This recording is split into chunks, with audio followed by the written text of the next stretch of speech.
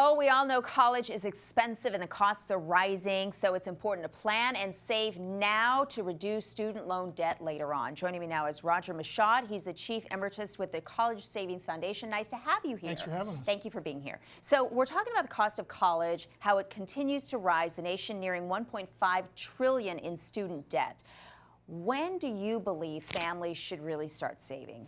Yeah, the most important thing is to get started as soon as possible with a newborn. But always keep in mind that it's never too late to start, even if it's later in that child's life. Even if they're in high school, you could begin saving and addressing college costs in the near term. And a lot of people think it has to be an exorbitant amount, but it really doesn't, does it? No, you can save. You can open a 529 college savings plan for as little as $25, and most people from there will invest systematically on a monthly basis. I want to talk a little bit about what the 529 means and how it works in a moment, but first, you talk a lot about how choosing the right school can really make a difference in offsetting some of these costs. Why is that? Yeah, through our annual surveys, we found that parents are much more engaged today than they had been in the past, and children, or students themselves, are much more engaged picking the right college specific to the occupation or the career that they want to focus on, and looking at college costs up front, considering in-state schools, if that makes the most sense. So in the past, you may have said, I want to go to a school that just won the national championship. Those things have changed now, where they're very, very specific things students and parents are looking at to determine what's the best choice. Are there certain questions that the student and the parent should be asking themselves when they are deciding on a school? Well, I think they want to first off decide what can we afford. Right, most because, important. You know, on average, last May, a graduating undergraduate student graduated with $37,000 in student loan debt on average. Goodness. Some with significantly more. So choosing, you know, the right school within the parameters of costs makes the most sense, and then really taking the time to determine what do you want to study and what school offers the best opportunity for you.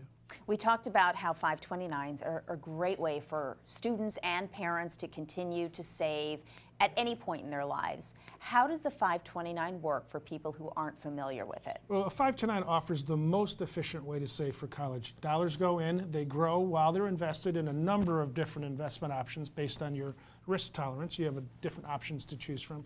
It grows tax-free indefinitely until the day that you begin to make withdrawals. And as long as those withdrawals are made for qualified educational expenses, it comes out tax-free. There's no other vehicle that does that for you. Do you think a lot of people are fearful about it because they think that it's tied into the market and they could lose what they're investing? Yeah, and that's why I mentioned across a broad spectrum of risk. You could go in and put money in a 529 in an FDIC insured account, or you can put money in an account that's invested in companies around the world. So depending on where you fall in that spectrum, you can be as conservative or as aggressive as you'd like to be. And as you mentioned, you can start when your child is born. It could be as little as $25, and imagine what that amounts to by the time they're 18.